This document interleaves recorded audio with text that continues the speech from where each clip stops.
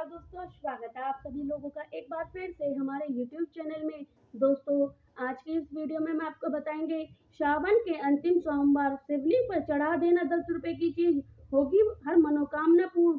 जानिए संपूर्ण जानकारी, वीडियो को पूरा जरूर देखिएगा।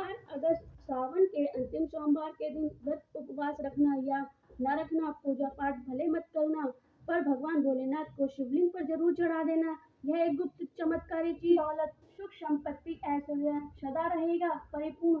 काल सर्प दोष, पितृदोष, शनि दोष, मंगल दोष से तत्काल मिलेगी मुक्ति।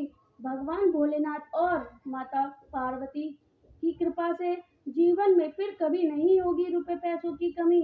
दोस्तों, आप सभी को एक बार फिर से कल सावन के अंतिम सोमवार की अनंत शुभकामनाएं एवं बधाई। दोस्तों, आज की वीडियो आपके और आपके पूरे परिवार के लिए बेहद महत्वपूर्ण होने वाली है, क्योंकि आज के इस वीडियो में हम आपको बताने वाले हैं कुछ ऐसी गुप्त चमत्कारी चीजों के बारे में, जो यदि आप इस सावन के अंतिम सोमवार पर भगवान भोलेनाथ जी के शिवलिंग पर समर्पित कर देते हैं, तो इतना करने मात्र से ही आपको अपने जीवन में वह सब कुछ प्राप्त हो सकता है जिसकी आपने लालसा की है। आपकी जो भी मनोकामना है, जो भी इच्छा है, जो भी मन्नत है, आपकी वह इच्छा, वह मनोकामना, वह मन्नत सिर्फ भोलेनाथ जी की कृपा से इस सावन के अंतिम सोमवार यह चीज चढ़ा देने पूर्ण हो सकती है। और यह बात हम मन गढ़ंत तरीके से नहीं बता रहे हैं, बल्कि इस वीडियो में बताई गई हर एक बात शास्त्रों में प्रमाणित है एवं विधिवत सूत्रों से प्राप्त की गई है जानकारी के अनुसार। इसलिए प्रिय दोस्तों, आप आज इस वीडियो को अपने एवं अपने पूरे परिवार की सफलता के लिए शुरू से लेकर अंत तक बिना भगाए पूरा जरूर देखिएगा, क्योंकि यदि आपने वीडियो को बीच में काट काट कर देखा तो हो सकता है कि उपाय करने में आपको कोई भूल चूक हो जाए और आपको उपाय का संपूर्ण फल प्राप्त न हो पाए। इसलिए दोस्तों, आपसे अनुरोध है कि इस वीडियो को अंत तक जरूर देखिएगा। लेकिन वीडियो में आगे बढ़ने से पहले, यदि आप भी सावन के अंतिम सोमवार अपने जीवन में भगवान भोलेनाथ जी की असीम कृपा प्राप्त करना चाहते हैं, तो कमेंट सेक्शन में हर हर महादेव, ओम नमः शिवाय, जय माता पार्वती जरूर लिखें। दोस्तों, श्री महापुराण की कथा बताती है कि इस सृष्टि के आरंभ से ही जो देव इस धरती पर हैं, उन्हें इसे पूरी सृष्टि का निर्माण किया है, और जो भी जीवों की उत्पत्ति के कारण हैं, वह भगवान शिव हैं। भगवान शिव से ही विष्णु की उत्पत्ति हुई है, और विष्णु जी से ब्रह्मा जी की। इसलिए ब्रह्मा जी भातो महादेव का न हो तो कोई आदि है तो कोई अंत है। जब सृष्टि में कुछ नहीं था तो तभी भगवान शिव थे। जब कुछ सब कुछ समाप्त हो गया, तब भी भगवान शिव का अस्तित्व सृष्टि पर कायम रहेगा।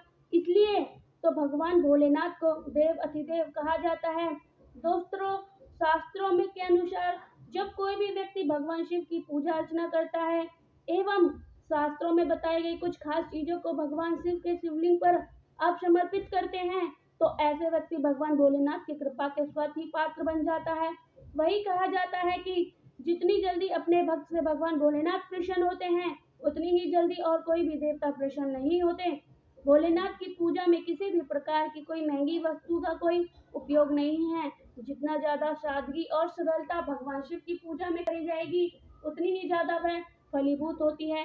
दोस्तों, यह मत सोचिए कि भगवान शिव को प्रसन्न करने के लिए आपको अपने सोने चांदी के आभूषण महंगे से महंगे भोग चढ़ाना चाहिए। भोलेनाथ तो वह जो भस्म रमाते हैं, शमशान में रहते हैं, और सच्चे हृदय से चढ़ाया गया सबसे छोटा अर्पण भी उन्हें जितना किसी राजा का विशाल महल है। जब कोई केवल 1 रुपए की चीज से भी सच्ची श्रद्धा से शिवलिंग पर चढ़ाता है, तो उसकी कीमत करोड़ों की हो जाती है, क्योंकि उसमें प्रेम, समर्पण और भाव का अमूल्य है, जो कि किसी मूल से नहीं तोला जा सकता। यह बात सिर्फ किसी की लोक कथा की नहीं, बल्कि स्वयं वेद पुराण और शिव महापुराण में दर्ज है कि शिव का वह प्रिय होता है जो सरल होता है। एक बेलपत्र, एक लौंग, एक रोटी, थोड़ा सा चंदन, बस एक दीपक या एक बूंद शुद्ध जल, और जब यह सब चढ़ते हैं तो वह महादेव के अंतर्मन तक पहुंच जाते हैं। उनका हृदय पिघल जाता है और वही रुक जाता है। उस छोटे से दीपक के प्रकाश में, उस बेलपत्र की नमी में, उस रोटी की सौंधी खुशबू में। कोई लोग सोचते हैं कि इन चीजों चढ़ाने मात्र से क्या होगा, पर सिर्फ वही हैं जिन्हें विषम प्रिय नंदी को वाहन बनाया, रावण जैसे असुर को भी वरदान दिया, भूतों को अपना गढ़ बना लिया और निर्धन के द्वारे पर भी नाचने चले गए। वह शिव हैं, जटा में गंगा, गले में नाग, कंठ में विष और हृदय में करुणा लिए हुए हैं। उन्हें पाने के लिए करोड़ों नहीं बल्कि भक्ति चाहिए। इस वीडियो में हम उन चमत्कारी चीजों के बारे में बताएंगे जो केवल आपको मिल सकती हैं, लेकिन जब उन्हें शिवलिंग पर आप समर्पित किया जाता है तो वह जीवन को बदल देती है। यह वस्तु छोटी लगेगी, लेकिन इसमें छिपा है पृथ्वकाल का ज्ञान, ऋषियों की तपस्या और अनंत ब्रह्मांड की ऊर्जा को आकर्षित करने की शक्ति। तो चलिए जानते हैं एक एक कर सभी वस्तु के बारे में। लेकिन उससे पहले यदि आपने इस वीडियो को अभी तक लाइक नहीं किया है तो एक लाइक जरूर कर दीजिएगा दोस्तों। तो इन वस्तु को हम आपको शिवलिंग पर चढ़ाने के लिए बता रहे हैं। इन वस्तु का समर्पण वेद, उपनिषद, शिव महापुराण, स्कंद पुराण, लिंग पुराण और कलिक पुराण जैसे अनेक ग्रंथों में अत्यंत भाव से किया गया है।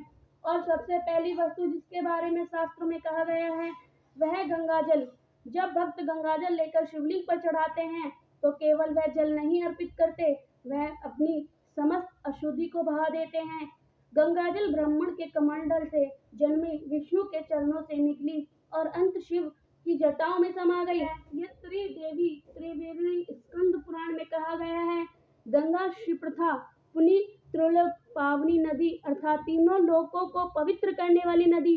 शिवलिंग पर जब गंगाजल समर्पित होता है तो वह जल उस जीवात्मा के पापों को बहाकर मोक्ष के पथ की ओर प्रभावित कर देता है। जल चढ़ाते समय जो भी मंत्र बोला जाता है वह गंगे छ, यमुने छ, गोदावरी, सरस्वती, नर्मदा, सिद्ध, कावेरी, जलक्ष्मी गुरु इस मंत्र का जल मंत्र को पति को पवित्र गुणों से युक्त करता है, जिससे वह जल अमृत तुल्य बन जाता है। अब अगली चीज गाय का दूध। जब दोस्तों गाय शुद्ध दूध अर्पित करता है तो वह उस मातृभाव को अर्पित करता है जो कि सृष्टि का मूल है। दूध शिव का प्रिय है क्योंकि जिन्हें स्वयं हलाल पिए और अमृत का मोह नहीं किया। लेकिन जब भक्त दूध अर्पित करते हैं, लिंग पुराण में स्पष्ट रूप से लिखा है, दूध स्वतनी लिंग शस्त्र गुरम फल प्रातांत, अर्थात जो भक्त शिवलिंग का स्नान कर शुद्ध दूध से कराता है वह शस्त्र बार यज्ञ करने के बराबर फल मिलता है। दूध चढ़ाते समय भक्त भाव से कहता है कि दूधम धनकल्प वृक्ष सोम स्वरूपम शौर्यापी नमः। शिव यह मंत्र दूध को सोम वृक्ष के तुल्य बना देता है और भक्त की भावना को अमृत की ओर ले जाता है। वही जब दही अर्पित करता है तो उसके अर्थ मन की चंचलता गमन, दही जन्मे हुए ज्ञान का प्रतीक है। ऐसे में एक ऐसा चिंत जो स्थिर है, शांत है, अंतर्मुख है। शास्त्रों में कहा गया है कि दंधा पतक्लीन क्रोध दोष विनाश, अर्थात दही से अभिषेक करने पर क्रोध, वशम और संत का समाप्त हो जाती है। दही अर्पण करते समय भक्त कहता है, दही शुद्ध स्नेह चित्त विलंबकार सर्वव्यापी शिवाय नमः। शहद का स्थान अत्यंत मधुर और रहस्य है। मधु किसी वृक्ष की कृपा नहीं बल्कि शास्त्रों में फूलों की सामूहिक तपस्या का परिणाम है। जब वह शिवलिंग पर चढ़ता है तो यह दर्शाता है कि संसार के सारे कर्म, सारे रस, सारे अनुभव अंत है उसे एक बिंदु में जाकर समर्पित हो जाते हैं। मधुर में नम शर सौभाग्यदायक क्षर में अपी महेश्वरी सी घी यानी स्पष्टता का, जैसे कि घी में अग्नि डालने से यज्ञ की ज्वाला प्रबल होती है, वैसे ही शिवलिंग पर घी अर्पण करने से आत्मज्ञान की ज्वाला प्रखर हो जाती है। घी शरीर का संस्कृत और सात्विक अंश है। अर्थवेद में कहा गया है, घृतन में चतुर, घृतन में मन से, अर्थात घी मेरा नेत्र बने, मेरा चित्त बने। शिव को घृत समर्पित करते समय भक्त कहता है, सर्प शनित तेजो में घृत समर्पी सदा शिवाय शिवाय नमः। शिवलिंग पर बेलपत्र चढ़ता है अत्यंत महत्वपूर्ण और रहस्य कृतक है। बेलपत्र की त्रिपत्ति सर्चना शिव के लिए त्रिनेत्र, त्रिगुण और त्रिलोक का प्रतीक है। शिव पुराण में कहते हैं, त्रिपंत्र सूत्र हस्त्र सुस्पृष्ट पाप नाशमा अर्थात त्रिपी बोल शिव को अत्यंत प्रिय है, पापों को नष्ट करती है। बेलपत्र अर्पित करते समय बोला जाता है त्रिदल त्रिगुणा कारणा त्रिनेत्र त्रिधम त्रिजम माप सर्पण बेलपत्र समापि भस्म। यह भूभाति का अभिषेक शिवलिंग पर करना स्वयं मृत्यु को स्वीकार कर चिरंतन आत्मे में समर्पण करने के समान है।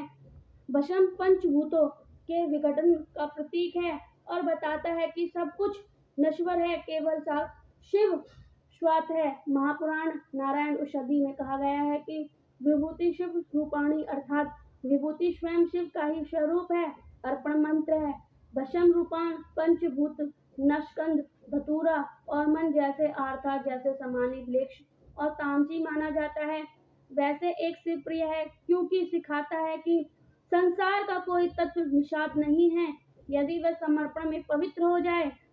शिव महापुराण में लिखा है धतूरन विषय को शिव प्रत्यय विशेषता अर्थात धतूरा विष होने पर भी शिव को अति प्रिय है। इस समर्पण करते समय भक्त केवल काल विषकरंत विषनाश कारांक धतूरम समयापि शिव शिवाय स्नान के पश्चात शिवलिंग पर चंदन या केसर का लेप करना भक्ति यह भाव है जिसमें शिव के लिए उग्र रूप सौभाग्य बनाता है। चंदन केवल ठंडक नहीं होता, यह हमारी आत्मा की ज्वाला को शीतल करता है। मात्र गंध द्वारा सुगंध पुष्टवर्धन उर्वबंध मृत्यु मोक्ष ममप्रद बोले कि शिवलिंग पर काली मिर्च चढ़ाने की परंपरा बहुत ही प्राचीन और रहस्य मानी जाती है। यह उपाय शास्त्रों में लोक परंपरा और तांत्रिक साधना तीनों में अत्यंत प्रभावशाली माना गया है। इसे केवल एक मामला समझना भूल नहीं है क्योंकि शिव को चढ़ाई गई काली मिर्च उस भक्त का प्रतीक बन जाती है जो नकारात्मक को भस्म कर देती है और जीवन में रक्षित ऊर्जा को सक्रिय करती है। जब कोई भक्त श्रद्धा से शिवलिंग पर काली मिर्च चढ़ाता है तो केवल एक साधारण वस्तु नहीं चढ़ा रहता बल्कि अपने चारों ओर की सृष्टि ग्रह प्रभाव काले जादू बुरी नजर आश्विक कर्ज और अज्ञात भय को भोलेनाथ के चरणों में समर्पित कर दे होता है।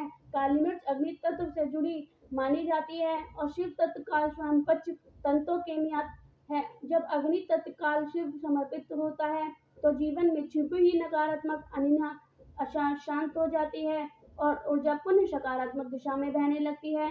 तंत्र ग्रंथ में यह भी वर्णन मिलता है कि यदि शनिवार या कल श्रावण के अंतिम सोमवार के दिन काली मिर्च में कुछ दाने शिवलिंग पर जल के साथ चढ़ा दिए जाए और इस मंत्र का जाप किया जाए ओम नमः शिवाय काल विश्वनाशाय तो अदृश्य कटों का नाश होता है, बुरी आत्मा दूर हो भागती है और ग्रस्त जीवन में शांति लौट आती है। शनि राहु और केतु के दोष जो लंबे समय तक परेशान करते हैं वे भी इस समय से कम होने लगते हैं। काली मिर्च एक त्रिकोणीय शक्ति रखती है, यह रोग नायक है, भूत बाधा निवारक है और धन प्राप्ति का माध्यम भी बना सकती है। जब इसका प्रयोग भोलेनाथ के चरणों में पूरी श्रद्धा से किया जाता है तो यह एक यंत्रवत रूप ले लेती है जो बांधवों को तोड़ देती है। काली मिर्च